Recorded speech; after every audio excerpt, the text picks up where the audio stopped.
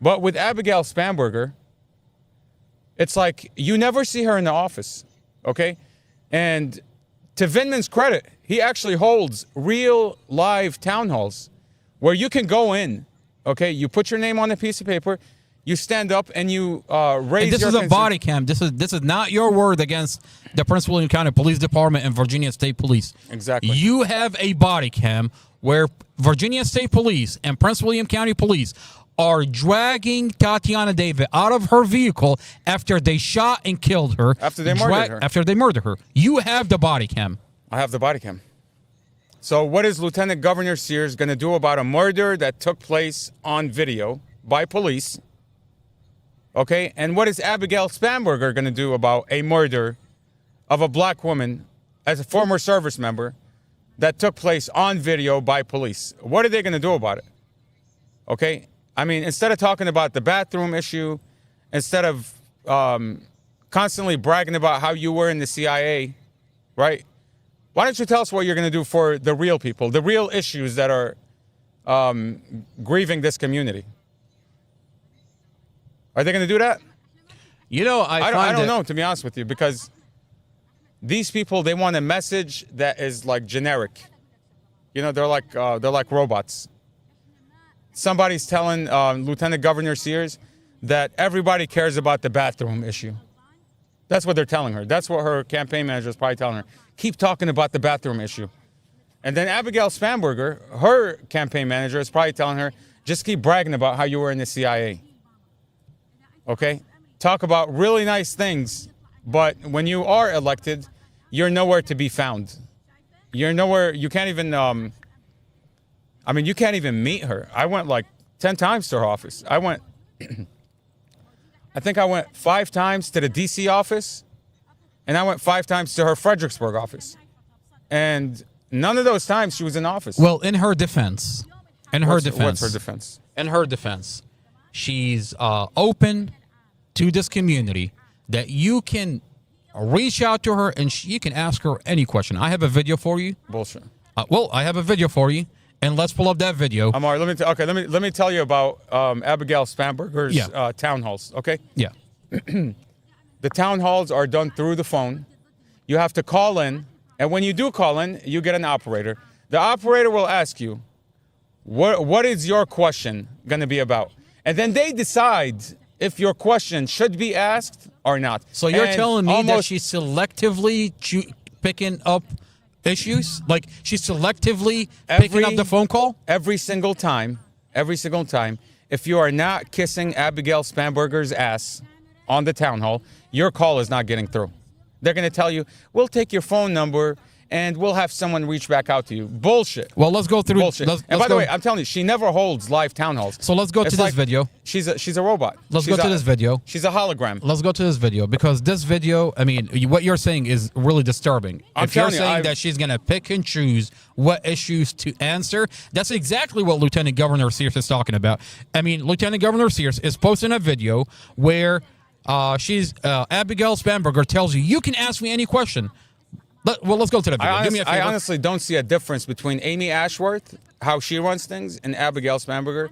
Because even Amy Ashworth, as an elected official, you should be able to walk into the office and meet up with the Commonwealth attorney. She won't even pick up the phone. You should be able to email her and get a response to your grievance. Okay, as a member of this community, you should be able to reach out to your elected official and at least, at bare minimum, get a response from the staff.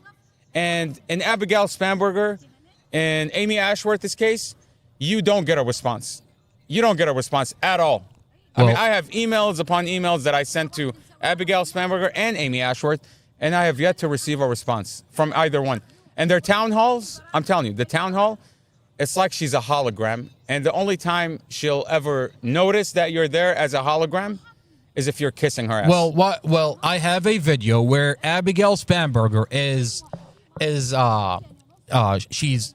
you can reach out to her and you can ask her anything. Let's go over to that video. Do me a favor, go over to exhibits. I want to play a video where Abigail Spanberger is answering issues that are coming out of this community. She has an open line that you can call her and talk to her about any issue in this community. I don't believe it. Very excited. I got your recipe for the banana bread. I'm just waiting for my bananas to ripen. I always just wait for bananas to ripen, and then it's not like time for me to make banana bread. So then you peel them, freeze them, and then they actually get sweeter even once they freeze and then unfreeze. Yeah, I've got 8 frozen bananas in my freezer right now. Yeah, and I would freeze mine too. And I was excited because I thought for sure I had 10 or 12 black bananas in my freezer, and it just turns out I didn't. I guess I must have cleaned it out, which is only like a once every 5 years, but it happens. So Abigail Spanberger won't pick up your phone unless she has someone vetting the question. So if it has anything to do with this community, she's not gonna let your phone call go through. And I'll tell you, but if you're talking about bananas, I'll tell you. Look, I sat down. She'll let you go through. I listened to those phone town halls that she had, and I kid you not, the only calls that were going through is where people like this banana guy is telling her, praising her, how she's doing such a wonderful job, how they're thriving in the community because of what she's doing. None of the questions were like piercing questions, like talking about what the community is really facing. None of them. All of them were praising her, kissing her ass, like bootlickers, basically. And the reason why is because it's not that people are scared to ask. It's not that people are scared to ask. It's that you have an operator, okay, who's going to pre-record your question. And if they don't like your question, you're not getting through. Do you understand what I'm saying? They're going to put you on a waiting list, and your call will never get through. So what is she talking about here? I mean, here you have Abigail Spanberger. She'll never be found.